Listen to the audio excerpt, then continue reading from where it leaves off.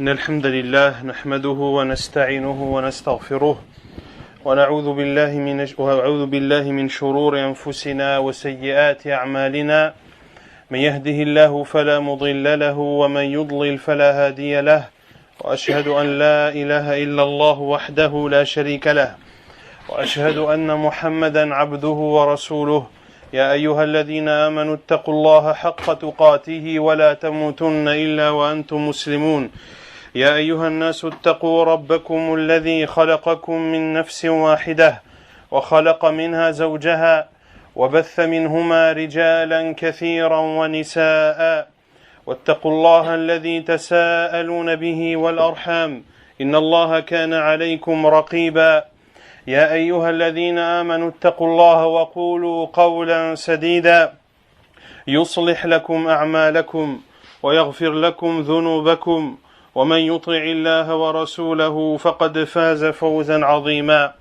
أما بعد فإن خير الكلام كلام الله وخير الهدي هدي محمد صلى الله عليه وسلم وشر الأمور محدثاتها وكل محدثة بدعة وكل بدعة ضلالة وكل ضلالة في النار أما بعد فأعتذر إليكم أولا عن تأخيري.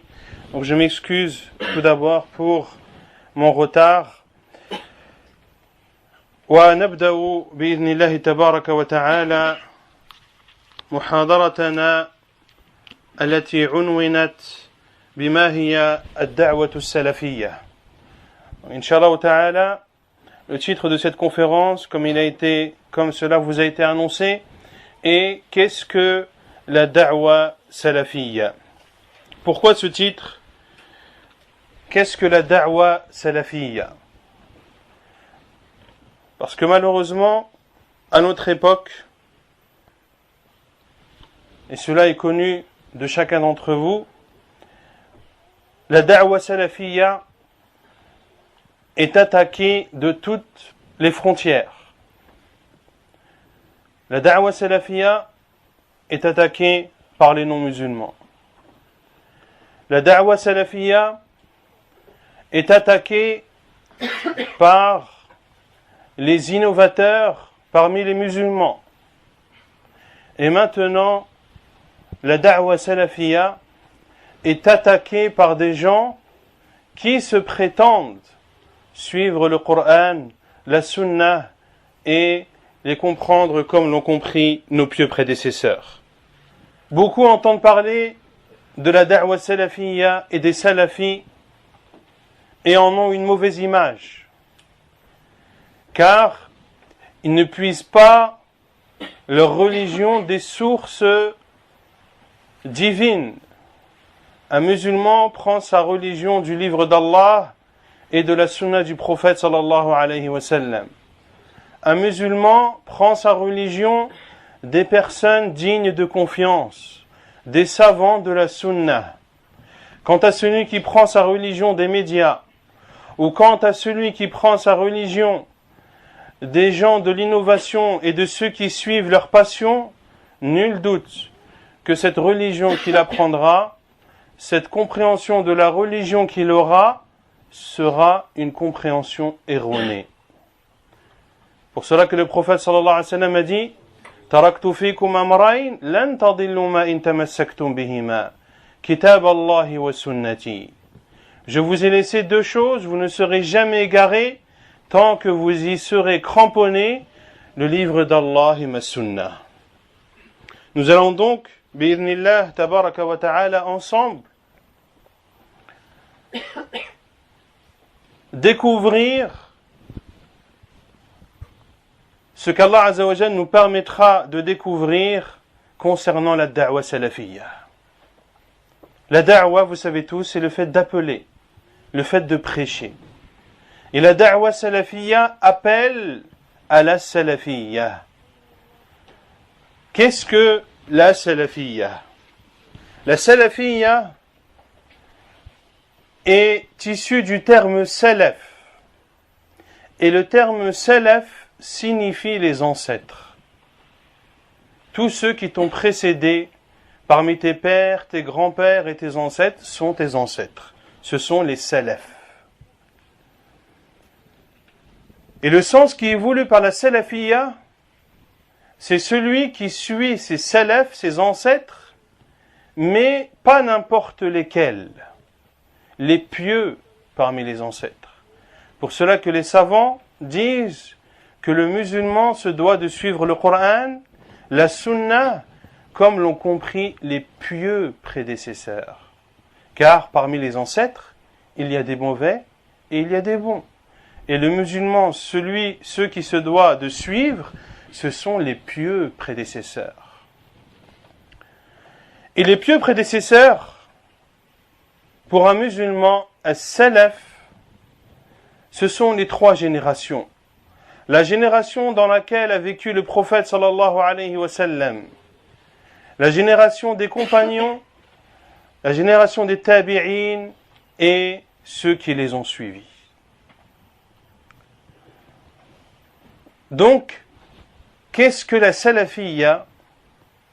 Pour la résumer en une phrase simple et compréhensible de chacun, comme le disait souvent Cheikh Mohammed Aman al-Jami rahimahullah ta'ala, il le disait souvent, خذوها عني السلفية هي المفهوم الصحيح للإسلام. Comme le disait Mohammed Aman al-Jami rahimahullah, il le disait souvent, prenez de moi cette parole, la salafiyya, c'est la compréhension authentique de l'islam. C'est la compréhension authentique de l'islam. Celui qui est salafi, c'est celui qui a compris l'islam de façon authentique. Celui qui a compris l'islam comme l'ont compris les compagnons du prophète sallallahu alayhi wa sallam. Beaucoup prétendent comprendre le Coran et la Sunna comme il se doit, mais il y a une différence entre celui qui prétend une chose et celui qui véritablement met en pratique cette chose. Ainsi, parmi tous ceux qui prétendent comprendre l'islam comme il se doit, ceux qui comprennent l'islam de façon authentique, ce sont les salafis. Ce sont ceux qui suivent la salafiyya.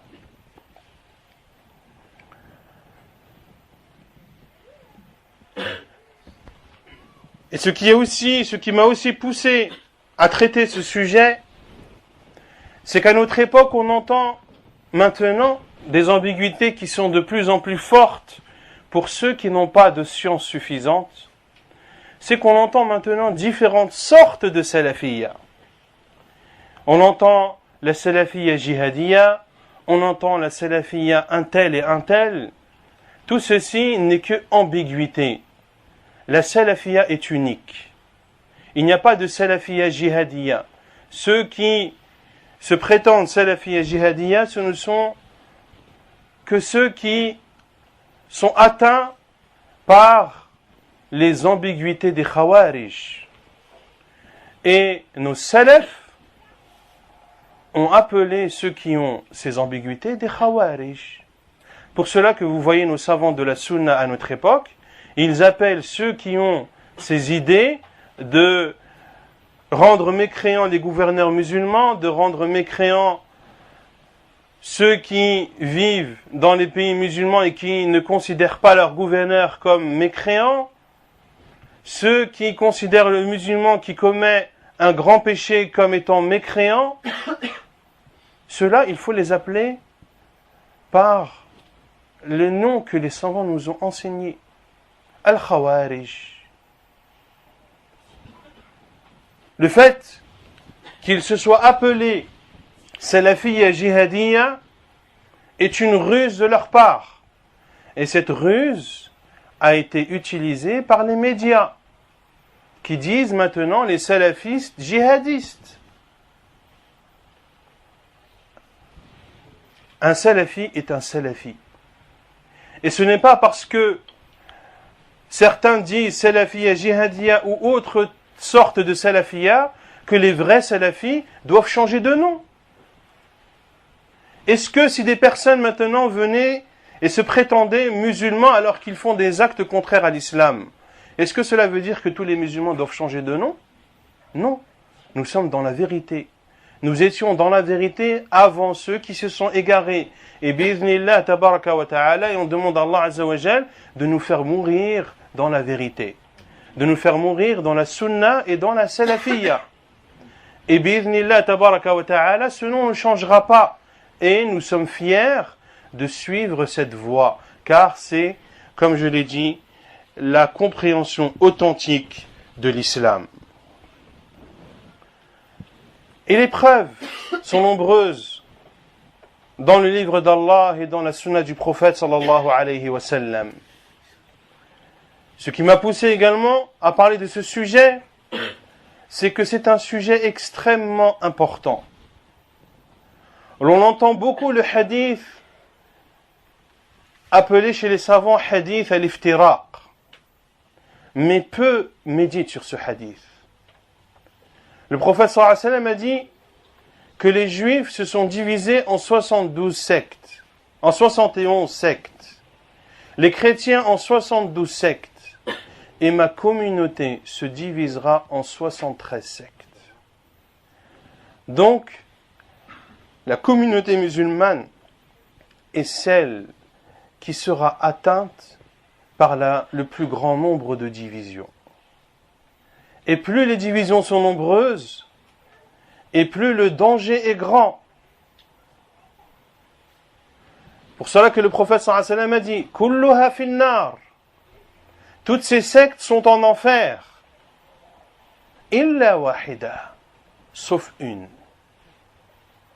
« Qalu man hiya ya Rasulallah » Les compagnons radiyallahu anhum, lorsqu'ils ont entendu le prophète sallallahu alayhi wa sallam dire que les juifs se sont divisés, que les chrétiens se sont divisés, et que sa communauté va se diviser, et que toutes ces divisions, toutes ces sectes, tous ces groupes iront en enfer, sauf une.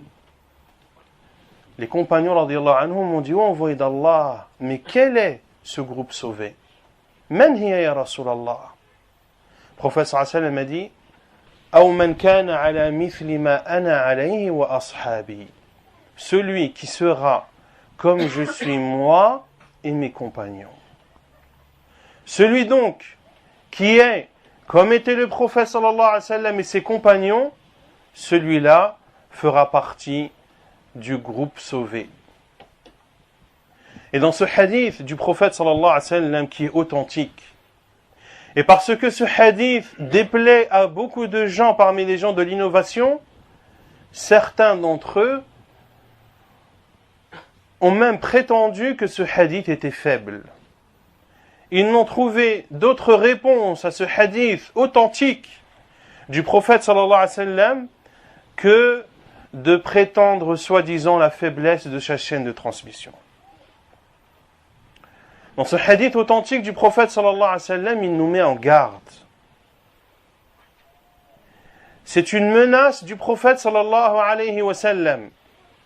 Il menace de quoi? De l'enfer. À celui qui ne sera pas comme il est lui, sallallahu alayhi wa sallam, ou comme il a été sallallahu alayhi wa sallam et ses compagnons.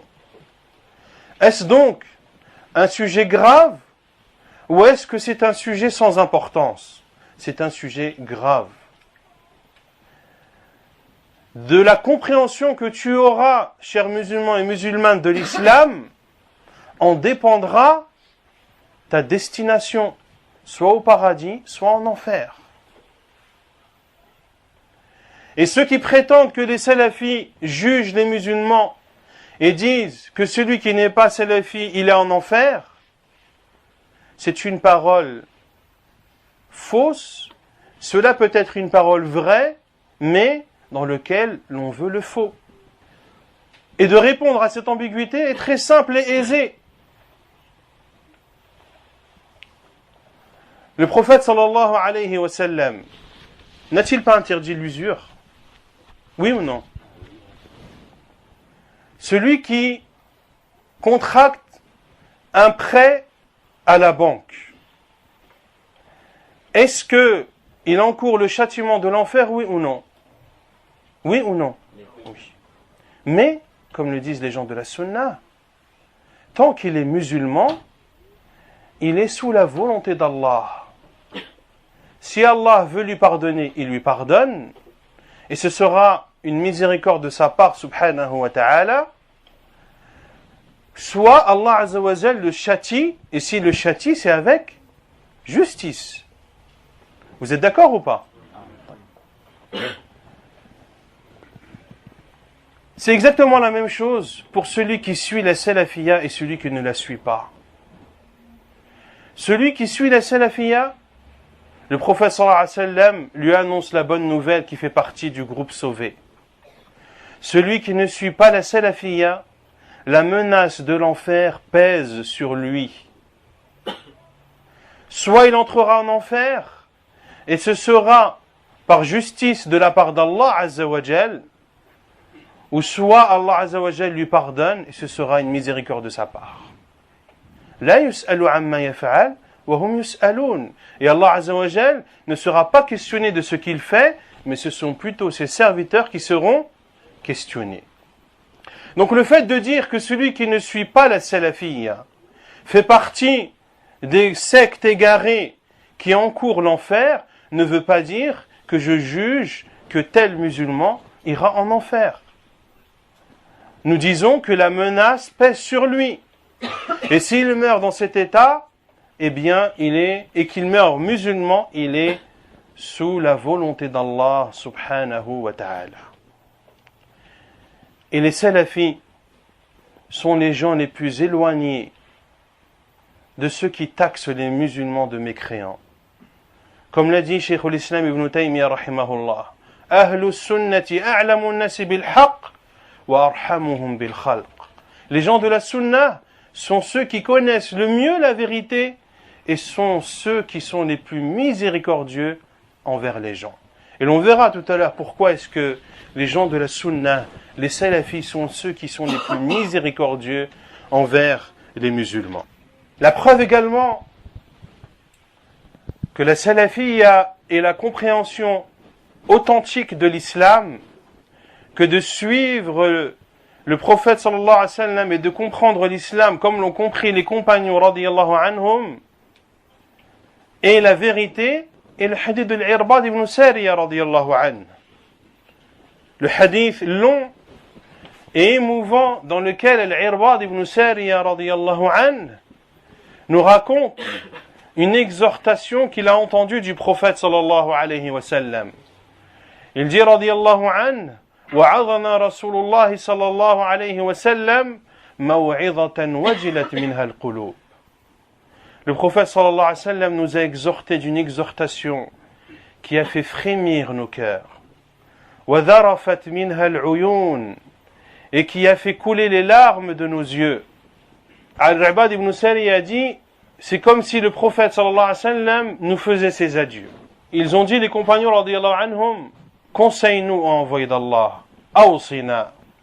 قال أوصيكم بتقوى الله والسمع والطاعة وإن تأمر عليكم عبد حبشي ومن يعش منكم فسيرى اختلافا كثيرا فعليكم بسنتي وسنة الخلفاء الراشدين المهديين من بعدي عضوا عليها بالنواجذ وإياكم ومحدثات الأمور. Lorsque le prophète sallallahu alayhi wa sallam les a exhortés, les compagnons ont dit, ô envoyé d'Allah, conseille-nous. Il leur a dit sallallahu alayhi wa sallam, je vous recommande la taqwa, qui est le fait de se préserver de l'enfer en appliquant les ordres d'Allah et en délaissant ses interdits. Et je vous recommande d'écouter et d'obéir. D'écouter et d'obéir à qui? Au gouverneur musulman. وَإِن تَأَمَّرَ عَلَيْكُمْ عَبْدٌ حَبَشِي.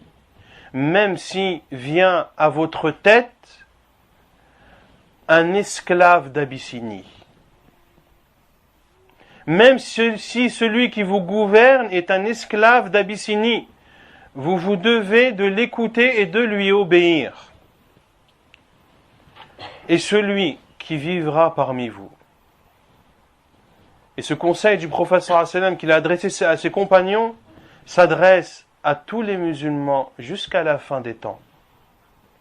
Et celui et ceux d'entre vous qui vont vivre verront de nombreuses divergences. وَمَنْ يَعِشْ مِنْكُمْ فَسَيَرَى اخْتِلَافًا كَثِيرًا. Est-ce qu'à notre époque il y a beaucoup de divergences, oui ou non? Est-ce que beaucoup de musulmans ne savent même plus d'où donner la tête, oui ou non? Est-ce un problème constaté par chacun d'entre nous, oui ou non? Quelle est la solution? Le prophète sallallahu alayhi wa sallam a donné la solution. فَعَلَيْكُمْ بِسُنَّتِي وَسُنَّةِ الْخُلَفَاءِ الرَّاشِدِينَ الْمَهْدِيِّينَ مِنْ بَعْدِي. Accrochez-vous à ma sunna et à la sunna de mes califes bien guidés après moi. عَضُّوا عَلَيْهَا بِالنَّوَاجِذِ. Mordez-y avec vos molaires. Accrochez-vous à cette sunna et à la sunna de mes califes bien guidés. Et ici le prophète sallallahu alayhi wa sallam a parlé d'une seule et même sunna. Alors qu'il a dit alaykum bi sunnati wa sunnati al-khulafa ar-rashidin. Accrochez-vous à ma sunna et à la sunna de mes califes bien guidés. Puis le prophète sallallahu alayhi wa sallam a dit mordez-la, c'est-à-dire mordez la sunna. Et les savants ont dit le prophète sallallahu alayhi wa sallam a parlé d'une seule sunna pour montrer que la sunna du prophète sallallahu alayhi wa sallam et la sunna des califes bien guidés est une seule et unique chose. Que celui qui suit les compagnons radiyallahu anhum aura suivi le prophète sallallahu alayhi wa sallam. Wa iyyakum wa muhdathatil umur. Et prenez garde à toute chose innovée dans la religion.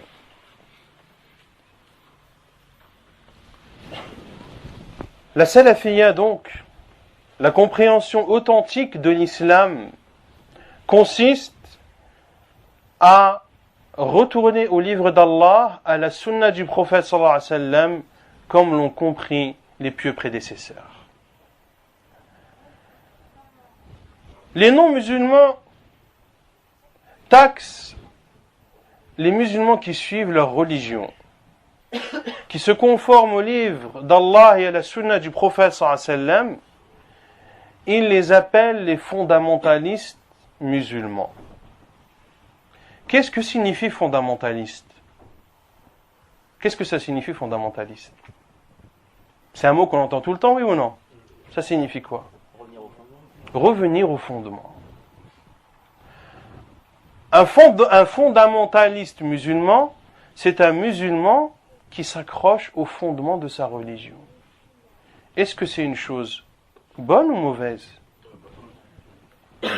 Comme l'a dit l'imam Shafi'i, rahimahullah, إن كان رفضا حب آل محمد فليشهد الثقلان أني رافضي.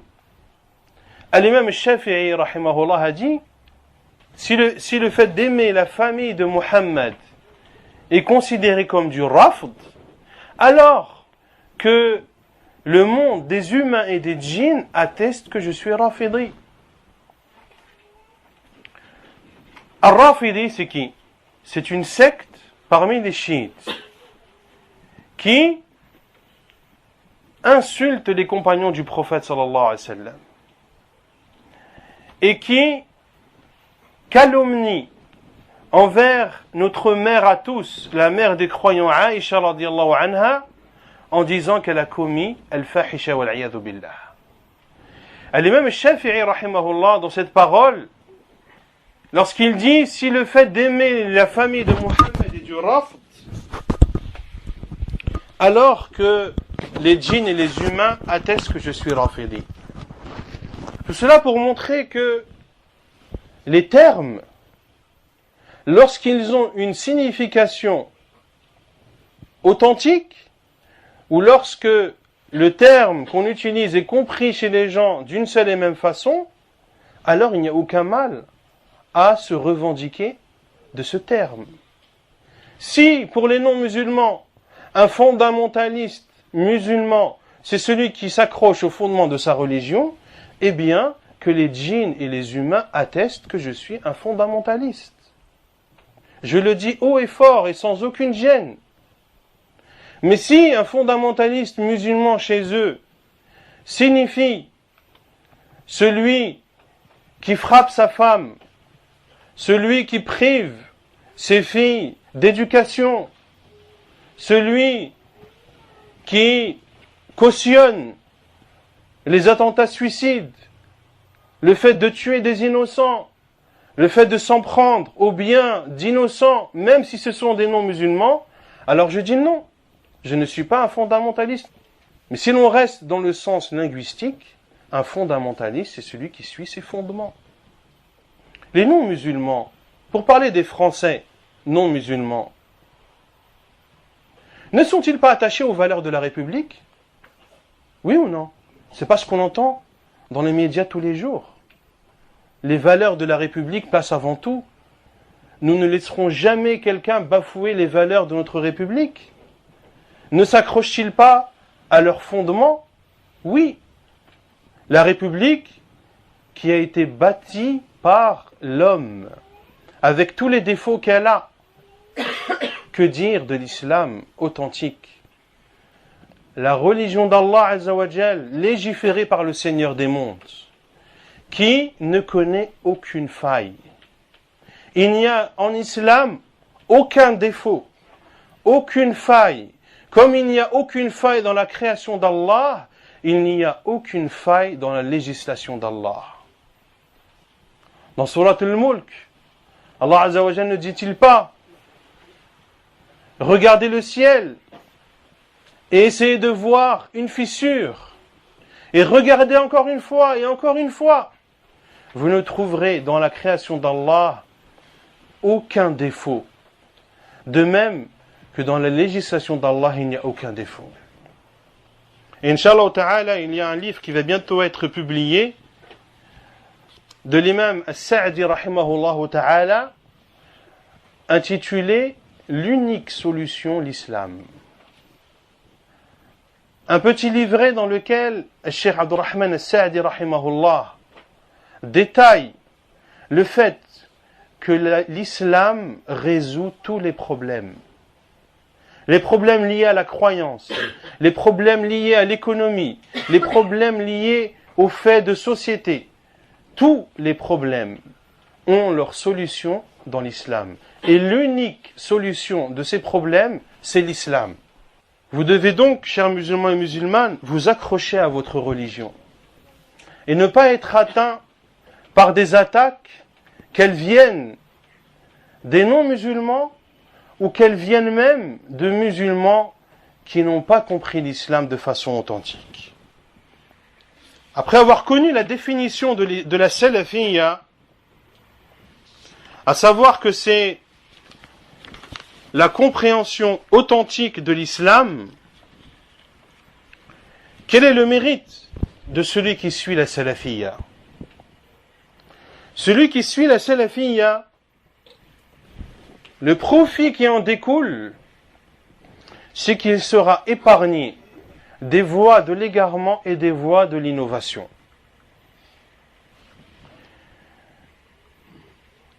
Et aura mis en pratique l'ordre du prophète sallallahu alayhi wa sallam, comme l'on l'a cité dans le hadith de l'Irbad ibn Sariya.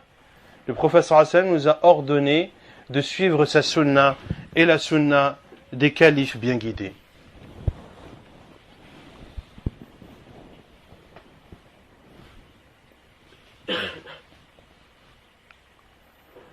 Parmi les mérites de celui qui suit la salafiyya, c'est que c'est une voie qui l'épargnera de l'enfer. Comme l'a dit le prophète sallallahu alayhi wa sallam dans le hadith de l'Iftiraq, tous iront en enfer, sauf une. Ainsi, comme je l'ai dit, celui qui suit la salafiyya sera sauvé, celui qui ne suit pas la salafiyya, la menace de l'enfer pèse sur lui. Ainsi, une question vient se poser, même si vous avez la réponse: quel est le jugement de suivre la salafiyya? Est-ce que c'est quelque chose d'optionnel ou non? De suivre la salafiyya est une obligation pour tout musulman. C'est une obligation. Et comme je l'ai dit, les preuves sont nombreuses dans le livre d'Allah et dans la sunna du prophète sallallahu alayhi wa ala alihi wa sallam. Et cela ne veut pas dire que l'on doit se dire salafi obligatoirement. Il est totalement légiféré de se dire salafi. Et entre parenthèses, on entend beaucoup de jeunes dire « lui c'est un salaf, moi je suis un salaf ». Ceci est une erreur. Les salafs, ce sont nos pieux prédécesseurs. Nos salafs, ce sont à leur tête le prophète sallallahu alayhi wa sallam, les compagnons, ceux qui les ont suivis et ceux qui les ont suivis. Nous sommes des salafis. Qu'est-ce qu'un salafi? C'est celui qui suit les salafs. C'est celui qui emprunte la voie des salafs. C'est un salafi. Et il n'y a aucun mal à se dire salafi. Et parmi les attaques qui sont menées envers la salafiyya, c'est le fait de dire que celui qui se dit salafi a innové. Qu'Allah Azza wa Jal nous a appelés musulmans. Huwa sammakum al-muslimin. Pourquoi vous vous appelez salafi? Allah Azza wa Jal nous a appelés musulmans. Au temps du prophète sallallahu alayhi wa sallam, ils s'appelaient musulmans. Mais ils étaient tous, ou ils suivaient tous, la salafiyya, la compréhension authentique de l'islam. Et lorsque la divergence est apparue dans cette communauté, lorsque les sectes se sont multipliées, alors les gens de la sunna, ceux qui se suivent la salafiyya, se sont donné des noms afin de se distinguer, afin que les gens distinguent entre le musulman qui suit la sunna et comprend l'islam de façon authentique, et le musulman qui ne suit pas la sunna ou qui ne comprend pas l'islam de façon authentique. Lorsque l'on dit musulman, est-ce que ça peut être un musulman sunnite ou chiite? Ça peut être un musulman sunnite, oui ou non? Ça peut être un musulman chiite, oui ou non? Quelle est la différence entre un musulman sunnite et un musulman chiite? N'est-ce pas la lumière et les ténèbres? N'est-ce pas la guidée et l'égarement? On ne peut pas comparer un musulman sunnite avec un musulman chiite. Les chiites, comme je l'ai dit, qui insultent les compagnons du prophète sallallahu alayhi wa sallam. Les chiites, al-rawafid, qui insultent les femmes du prophète sallallahu alayhi wa sallam.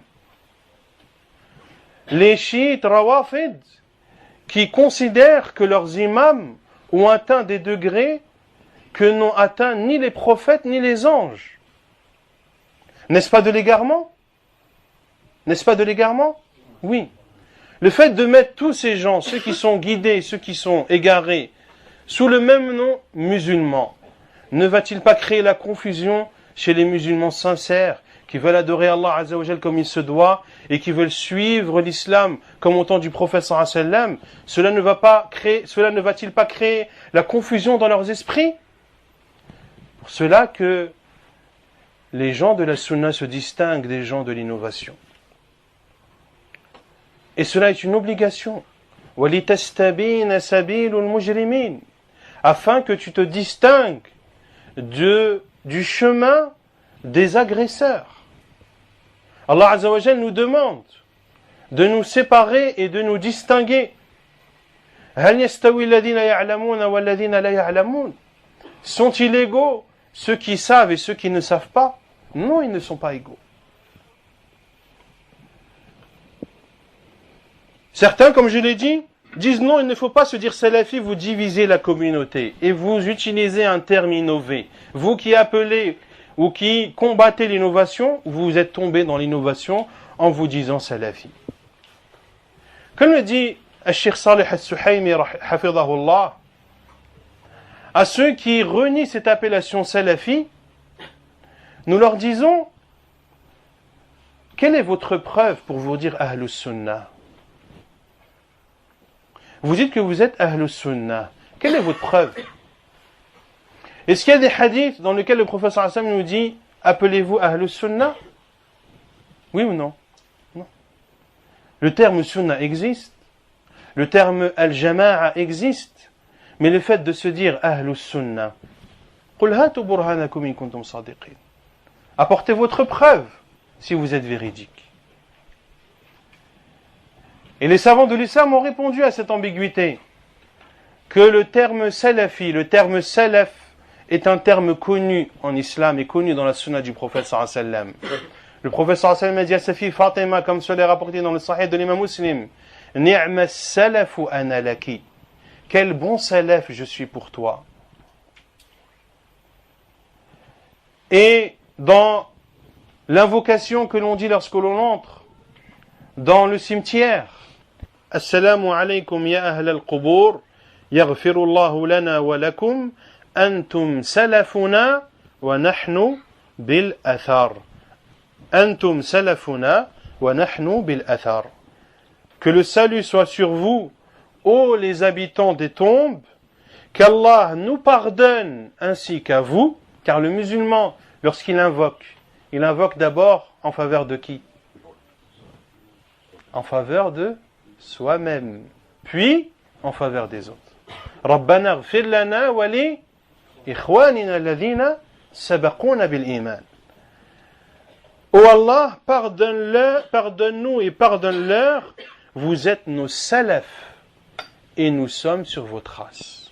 Antum salafuna wa nahnu bil athar. Et c'est un hadith jugé bon, rapporté par l'imam At-Tirmidhi dans ses Sunan, et c'est un hadith qui est souvent cité par Cheikh Muqbil rahimahullah ta'ala. Les salaf également, l'imam al-Bukhari rahimahullah a utilisé le terme salaf dans son tabouib de son sahih. Et les savants par la suite ont tous utilisé ce terme salafi, sans qu'aucun ne condamne l'utilisation de ce terme. Ainsi, c'est une obligation de suivre la salafiyya. Celui qui se conforme au livre d'Allah et à la sunna du prophète sallallahu alayhi wa sallam et le comprend comme l'ont compris les pieux prédécesseurs, c'est un salafi même s'il ne s'appelle pas salafi. Tu n'es pas obligé de t'appeler salafi. C'est légiféré, tu as le droit, rien ne te l'interdit. Mais de dire tu dois te dire salafi et que salafi, non. Les gens de la sunna ont plusieurs termes qui les définissent. Tu peux dire, je suis salafi, je fais partie des gens de la sunna, je fais partie de Ahlus Sunnati wal Jama'a, je fais partie de Ahlul Athar. Ils sont appelés aussi Ahlul Hadith, les gens du Hadith. Ils sont appelés aussi Al-Ghuraba, comme l'a dit le prophète sallallahu alayhi wa sallam. Bada al-islamu ghariban, wa sayaudu ghariban kama bada, fatouba lil ghuraba. L'islam a commencé étrange. Et il redeviendra étrange comme il a été étrange. Fatouba lil ghuraba. Fatouba lil ghuraba. Touba qui est un arbre au paradis. Le prophète sallallahu alayhi wa sallam a promis un arbre au paradis à ses étrangers. L'islam était étrange au temps du prophète sallallahu alayhi wa sallam. Et le prophète sallallahu alayhi wa sallam nous informe qu'il redeviendra étrange. Est-ce que l'islam est redevenu étranger chez les gens ou pas à notre époque? Celui qui porte la barbe et un qamis, ne le regarde-t-on pas du coin de l'œil, même au sein de la communauté musulmane? La sœur qui sort en jilbab ou en niqab, ne dit-on pas d'elle que c'est une personne étrangère, qui a une façon étrange de s'habiller? Certains même, wal-iyadhu billah, ont dit que cette façon de s'habiller n'existe pas en islam. Kaburat kalimatan takhruju min afwahihim. Comme elle est grande, la parole qui est sortie de leur bouche, en disant que le hijab de la femme musulmane, que le fait pour la femme musulmane de se couvrir le visage n'existe pas en islam. Quel immense mensonge a été forgé, wal-iyadhu billah. Ces personnes parlent sur Allah et sur son envoyé avec ignorance. Et cela fait partie des pires des péchés. Et quel est le pire des péchés que de forger un mensonge au sujet d'Allah? C'est extrêmement grave de parler sans science.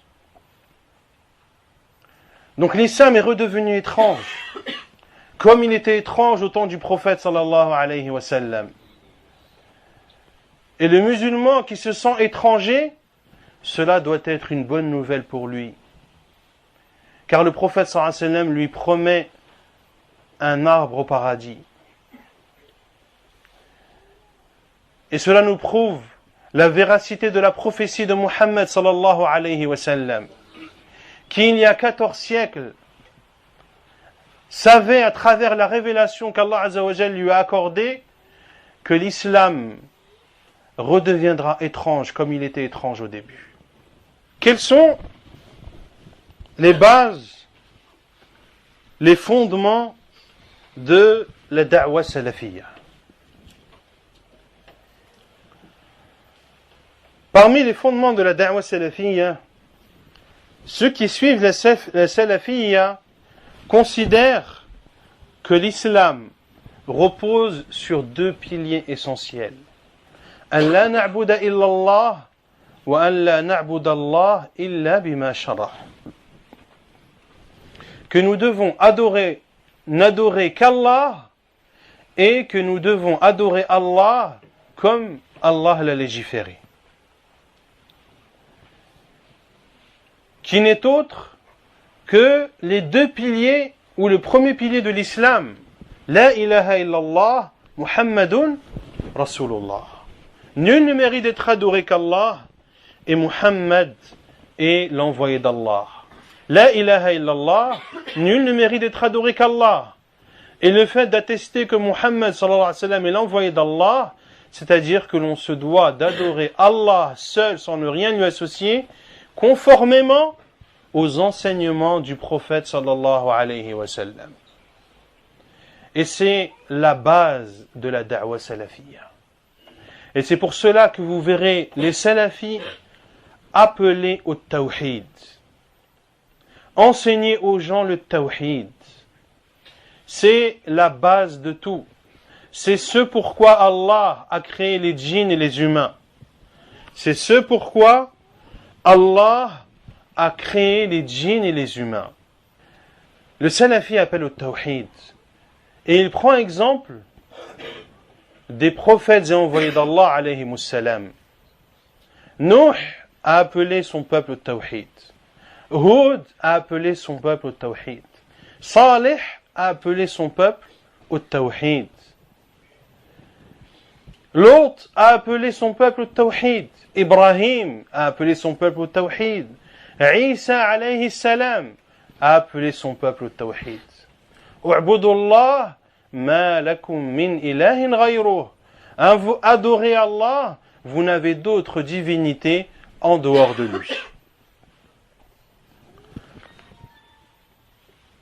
Et le fait d'adorer Allah seul de façon conforme à ce qu'il a légiféré subhanahu wa ta'ala nous amène à une autre base de la salafiyya qui est de se conformer et de puiser les sources du livre d'Allah et de la sunna du prophète sallallahu alayhi wa sallam. Et non pas comme les soufis qui disent « Mon cœur m'a rapporté de mon Seigneur ». Comment ils puisent leur religion? Mon cœur m'a rapporté de mon Seigneur. Et ils se moquent des gens de la sunna en disant « Vous les gens de la sunna, vous puisez votre religion d'un mort envers un mort envers un mort. Quant à nous, nous puisons notre religion du vivant qui ne meurt jamais. » Wal'iyadhu billah. Ce ne sont que des insufflations du diable. Ce n'est que le diable qui leur a embelli ces choses. Depuis que Muhammad sallallahu alayhi wa sallam est décédé, inqata'a al-wahyu min as-sama'. La révélation s'est interrompue des cieux. Et toute personne qui prétend être un prophète ou recevoir une révélation est un mécréant après Muhammad sallallahu alayhi wa sallam.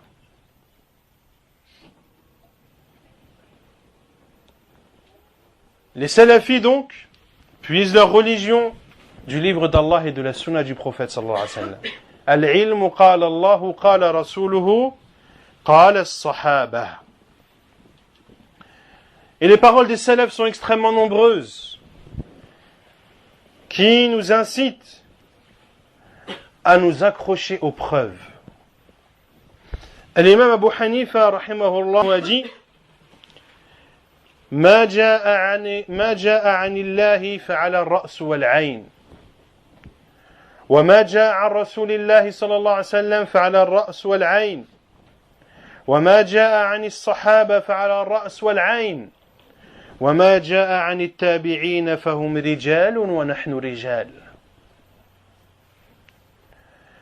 Ce qui nous provient d'Allah, nous l'acceptons. Ce qui provient du prophète sallallahu alayhi wa sallam, nous l'acceptons. Ce qui provient des compagnons, nous l'acceptons. Ce qui provient des tabi'in, ce sont des hommes et nous sommes des hommes. Ce sont des hommes et nous sommes des hommes. Et ceci est aussi un des fondements de la salafiyya, qui est que nous ne suivons aveuglément personne, si ce n'est le prophète sallallahu alayhi wa sallam. Comme l'a dit l'imam Malik, rahimahullah ta'ala, kullun yu'khadhu min qawlihi wa yutrak illa sahibu hadha al-qabr. Illa sahiba hadha al-qabr. Nous prenons de toute personne comme nous pouvons délaisser de celle-ci, sauf celui qui est enterré dans cette tombe. L'imam Malik, qui était le mufti de Médine, l'imam de Médine. Et il a dit cette parole dans la mosquée du prophète sallallahu alayhi wa sallam.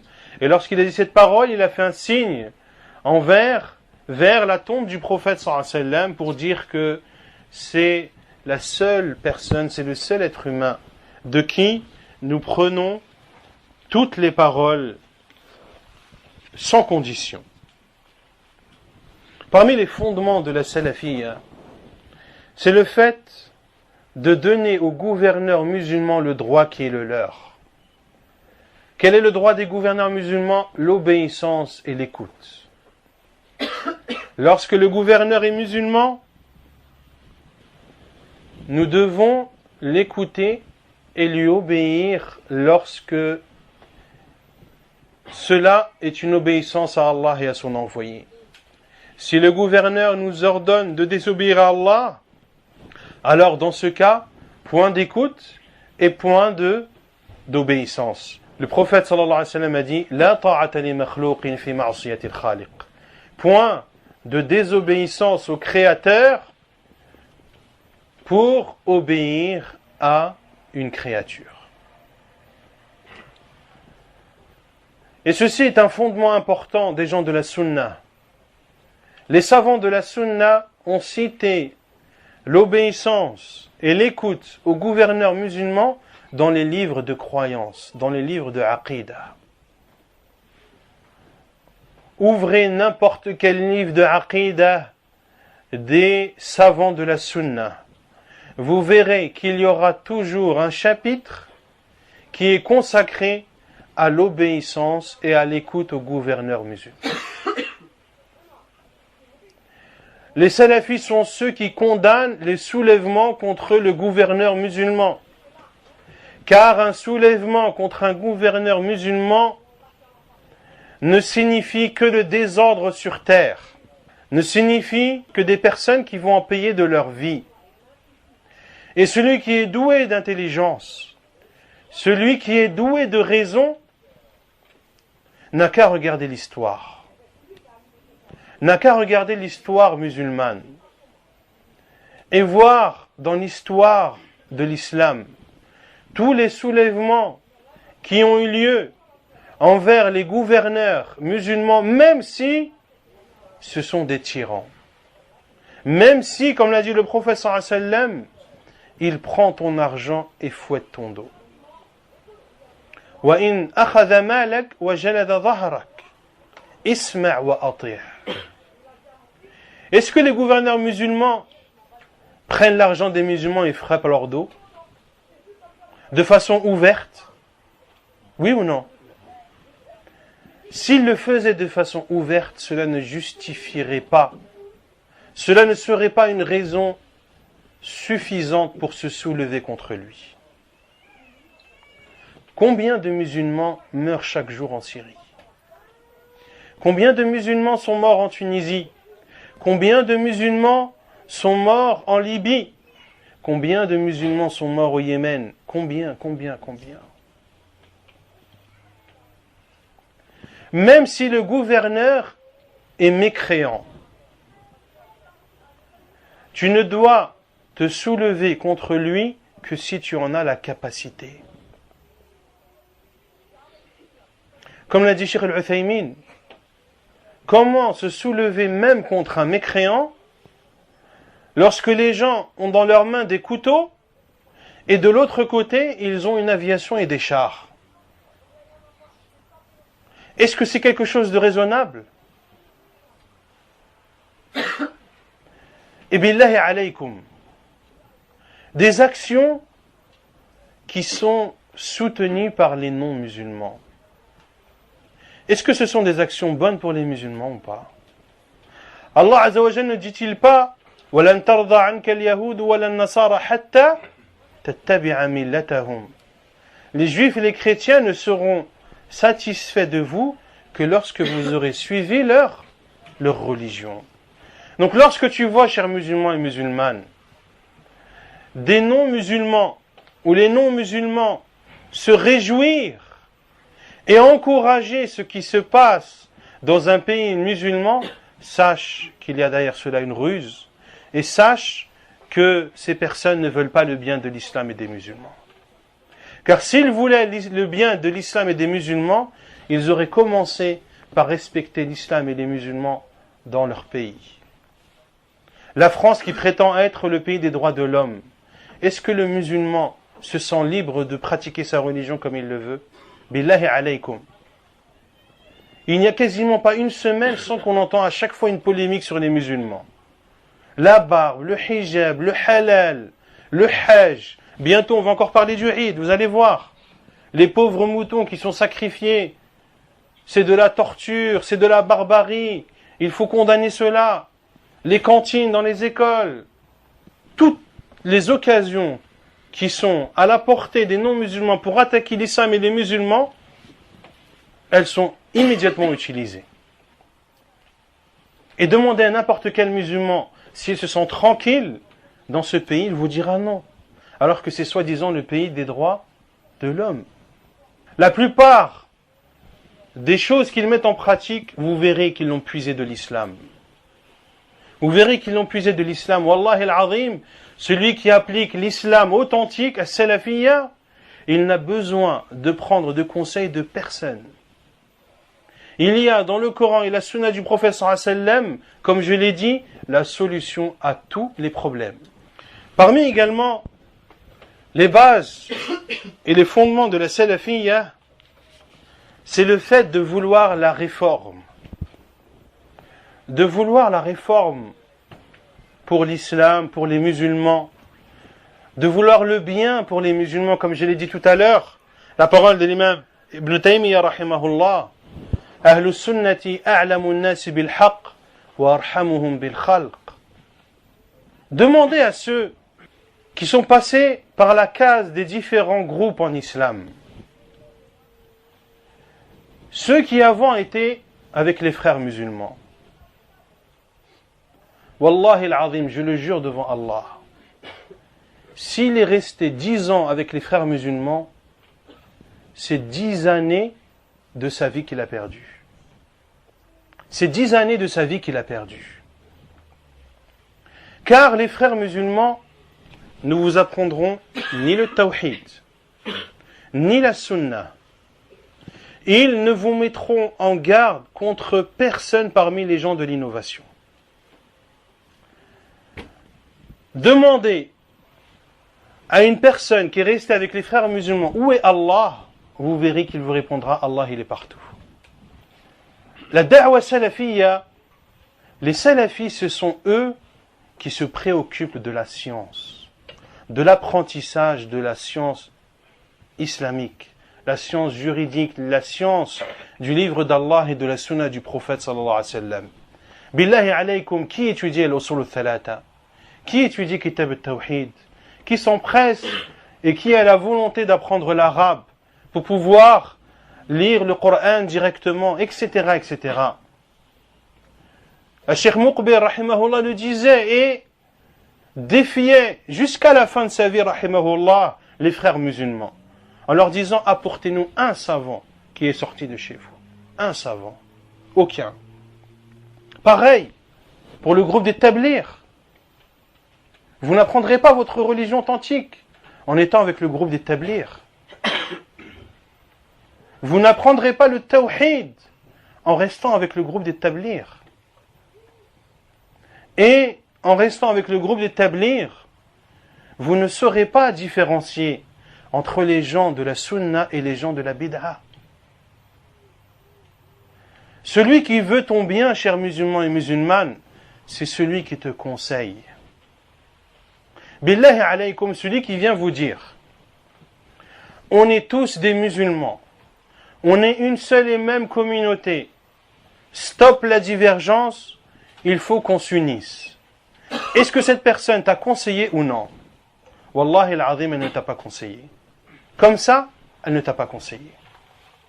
Allah Azza wa Jal dit « Wa'tasimu bihablillahi jami'a » et accrochez-vous au câble d'Allah tous ensemble. « Wa la tafarraqu » et ne vous divisez pas. Quel est le seul moyen pour les musulmans d'être une seule et même communauté unie? C'est qu'ils s'accrochent tous au câble d'Allah. Et celui qui se détache du câble d'Allah, c'est lui qui a divisé. C'est lui qui a fait en sorte que la divergence et la séparation existent dans cette communauté. Et wallahi al-azim, c'est l'un des plus grands mensonges que de dire que ce sont les salafis qui divisent la communauté. C'est un immense mensonge de dire cela. Un salafi, comme je l'ai dit, qui se conforme au Coran et à la Sunna et comprend l'islam de façon authentique, voit, puisqu'il apprend sa religion, apprend et constate qu'il y a des gens qui ne sont pas sur le droit chemin, qu'il y a des gens qui ne suivent pas la Sunna. Et il a en face de lui des musulmans sincères, qui veulent l'agrément de leur Seigneur. Le prophète sallallahu alayhi wa sallam nous ordonne de se conseiller mutuellement. Allah Azza wa Jalla nous l'ordonne. وَتَوَاصَوْا بِالصَّبْرِ وَتَوَاصَوْا بِالْحَقِّ وَتَوَاصَوْا بِالصَّبْرِ. Si je viens dire à un frère musulman, attention, fais attention à tel groupe, fais attention à telle personne, à la telle croyance, à la telle compréhension de la religion qui est erronée. Prends garde à ne pas prendre la religion de lui. Il y a, alhamdulillah, les savants de la sunna. Il y a des étudiants en sciences religieuses. Il y a, alhamdulillah, des cours, des conférences, des vidéos en arabe, en français, dans lesquels ou à travers lesquels tu peux apprendre ta religion en toute sécurité. L'on dit à celui qui donne ce conseil, tu divises la communauté. Premièrement, nous disons, est-ce que les musulmans étaient déjà unis avant que je vienne moi les diviser? Répondez-moi. Est-ce que les musulmans étaient unis à la base ou pas? Allah Azza wa Jalla dit وَلَا يَزَالُونَ مُخْتَلِفِينَ إِلَّا أَنْ رَحِمَ رَبُّكَ. Et ils ne cesseront d'être divisés sauf ceux qu'Allah a fait rentrer dans sa miséricorde. Premièrement, tu m'accuses de diviser les musulmans alors qu'à la base ils ne sont pas unis. C'est qu'il y a autre chose qui les a divisés. Pour vous schématiser ça et pour vous le caricaturer, pour vous montrer que la salafiyya réunit les musulmans et en aucun cas ne les divise. Et que le salafi, wallahi, il aime que l'ensemble des musulmans se rassemblent autour du Coran et de la Sunna.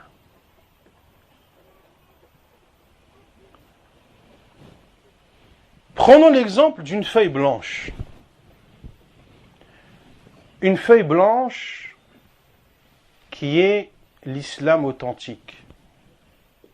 L'islam pur.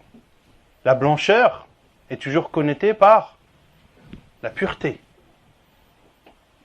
Taraktukum ala al-mahajjati al-bayda. Le professeur Sam a dit, je vous ai laissé sur la voie illuminée blanche. Prenez l'exemple d'une feuille blanche qui est l'islam authentique. Et mettez-y un rond rouge.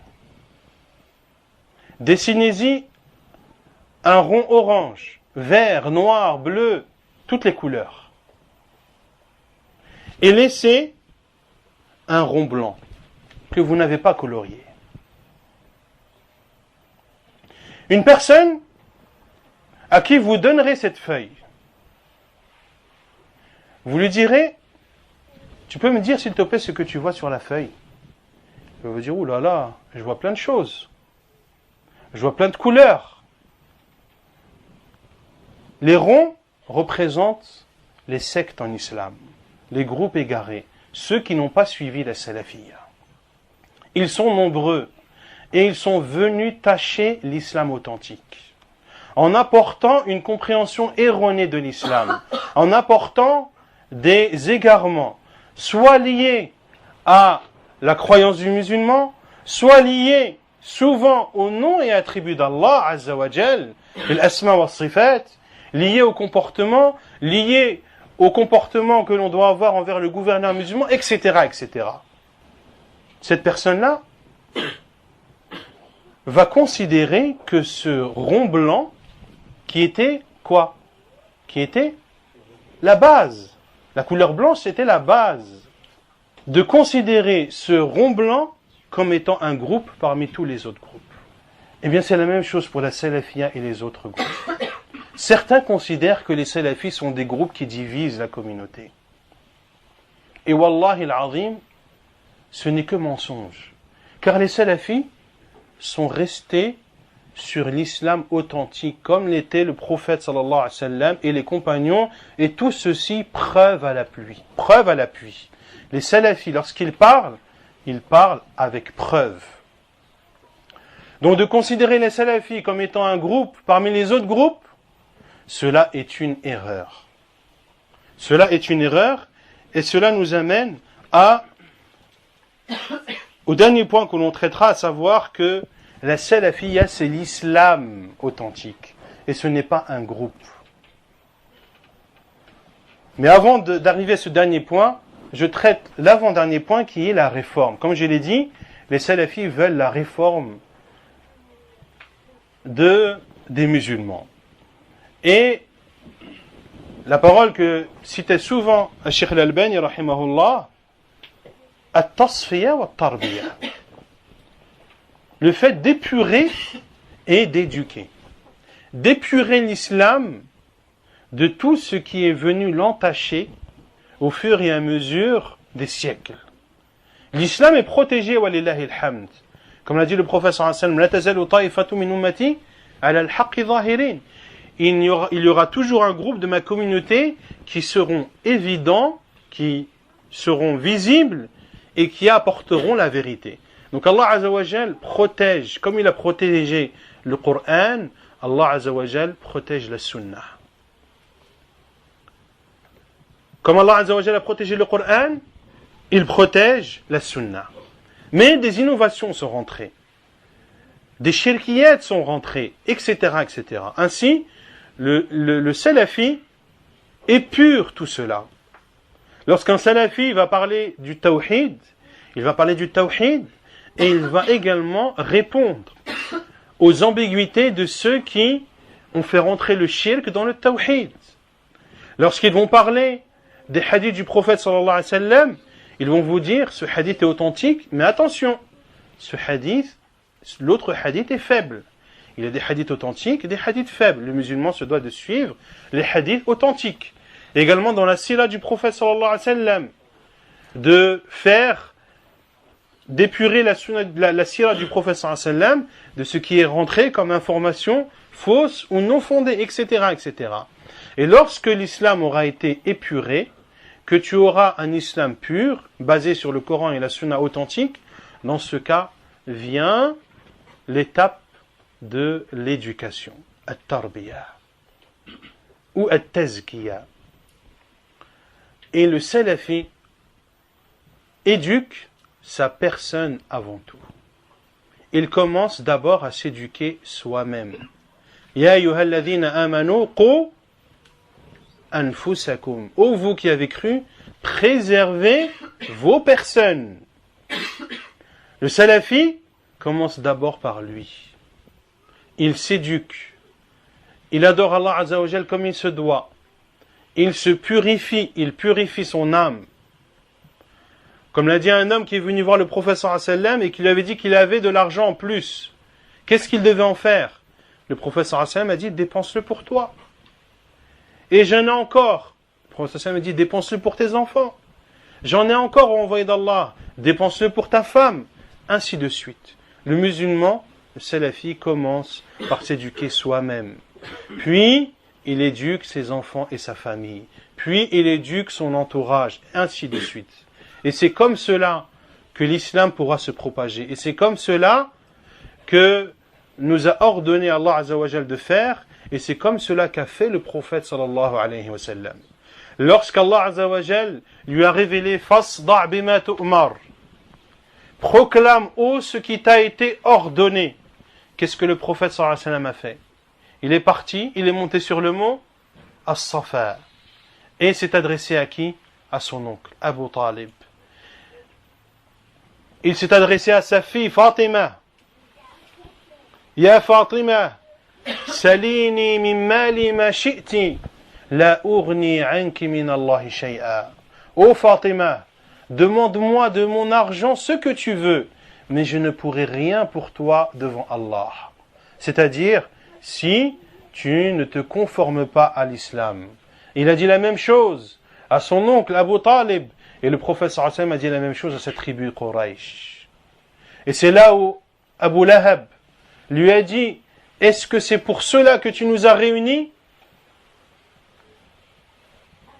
Est-ce que c'est pour cela que tu nous as réunis?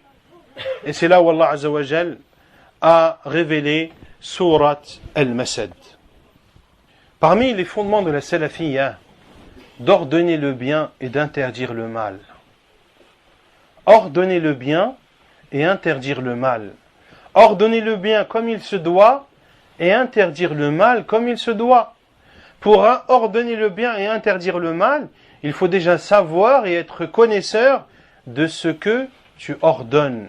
Et il faut que tu saches également ce à quoi tu appelles à l'abstention. Tu ne vas pas ordonner un bien alors que tu n'as pas de science sur ce bien que tu vas ordonner. Tu ne vas pas interdire un mal alors que tu n'as pas de science sur ce mal que tu vas interdire. Et également, la base dans le fait d'ordonner le bien et d'interdire le mal, c'est la douceur. La base, c'est la douceur. Tu ordonnes le bien avec douceur et tu interdis le mal avec douceur. Et il y a des cas dans lesquels la dureté doit être utilisée. Cela n'est pas renié. Le prophète sallallahu alayhi wa sallam a utilisé la dureté. Mais la base, c'est la douceur. Ma kana rifqu fi shay'in illa zana. La gentillesse n'est dans une chose, lorsqu'elle est dans une chose, ne fait qu'embellir celle-ci. Et je terminerai par le dernier point que je vous ai cité tout à l'heure, à savoir que la salafiyya n'est pas un groupe parmi les groupes. La salafiyya, c'est l'islam authentique.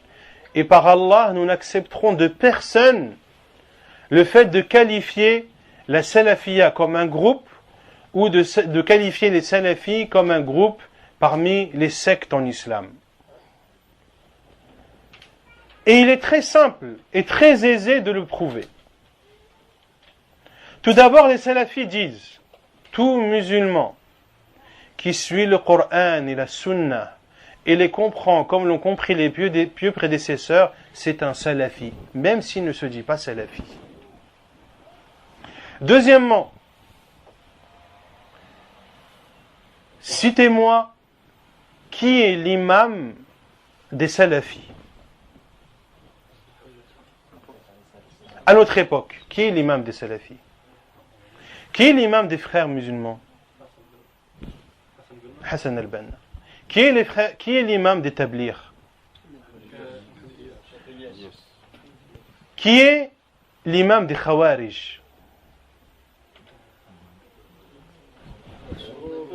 Qui est l'imam des khawarij? Naam?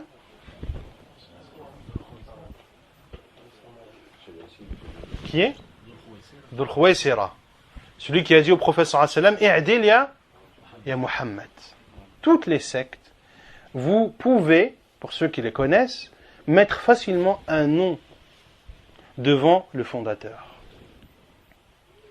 Les frères musulmans, ou les tablirs qui considèrent qu'ils sont dans la vérité, n'ont même pas un siècle d'existence.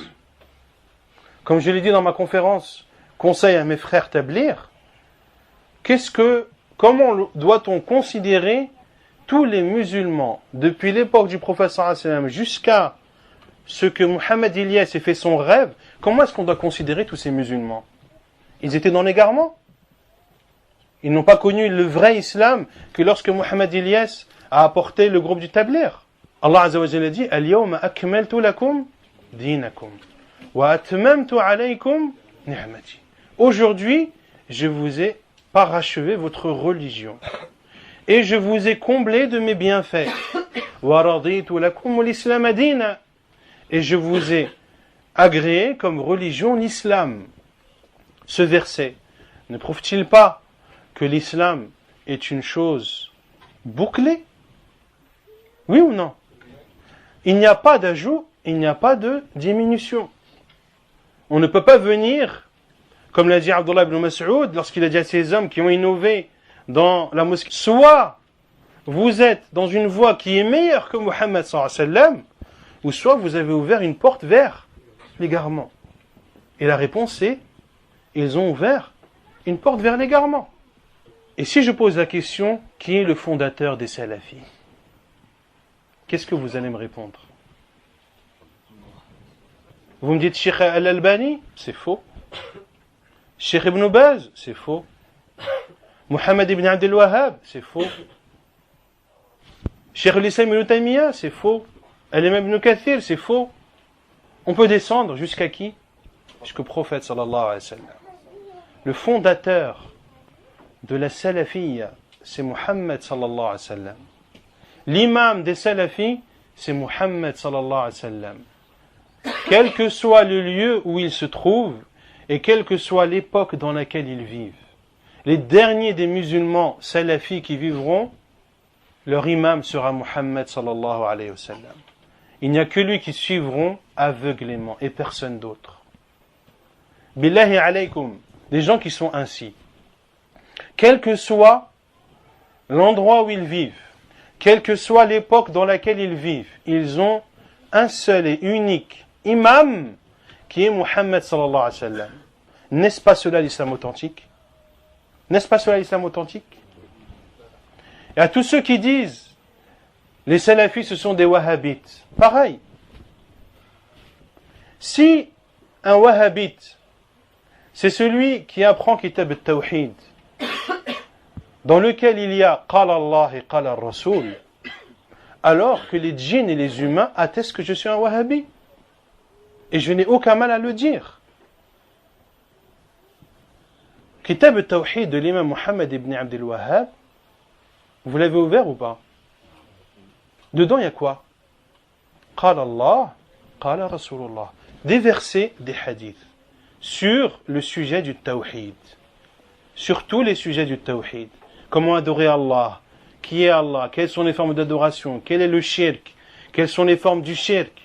Billahi alaykum. Est-ce que cela c'est de l'égarement? Un musulman qui apprend Kitab Tawhid, est-ce qu'il s'égare? Non. Par Allah, il ne s'égare pas. Les savants de l'islam, les savants de la sunna, n'ont cessé, depuis que le livre du Tawhid existe, de l'expliquer, de l'enseigner aux gens et de le traduire dans toutes les langues.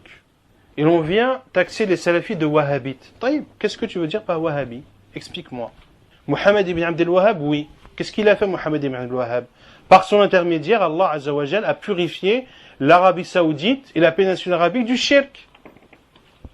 Il n'y a pas si longtemps, il y a 200 ans, 300 ans, en Arabie Saoudite, il y a des tombes qui étaient adorées en dehors d'Allah. Et par l'intermédiaire de l'imam Mohammed ibn Abdel Wahhab et du roi Al-Saoud, ils ont enseigné aux gens le tawhid, ils ont mis en garde les gens contre le shirk, et alhamdulillah, en Arabie Saoudite, au jour d'aujourd'hui, il n'y a pas une seule tombe qui est adorée en dehors d'Allah. N'est-ce pas cela un bien? Pourquoi nous le reproche-t-on? Expliquez-moi ce que veut dire wahhabite. La meilleure réponse qu'on peut leur dire, c'est que c'est un mythe. C'est un mot, une attaque, quelque chose qui est utilisé, qui n'a aucun fondement. Donc, pour conclure, la salafiyya est loin d'être un groupe, est loin d'être une secte. C'est l'islam authentique, c'est la compréhension de l'islam authentique que se doit de suivre chaque musulman et chaque musulmane. Nas'alullah azza wa jal an yaj'alana hudatan muhtadin ghayra dhallin wala mudillin. Je m'excuse d'avoir tardé, mais c'est un sujet qui est extrêmement important. Barakallahu fikum de votre attention. Wallahu a'lam wa sallallahu wa sallam wa baraka ala nabina Muhammad wa ala alihi wa sahbihi ajma'in wa akhiru da'wana alhamdulillahi rabbil alamin.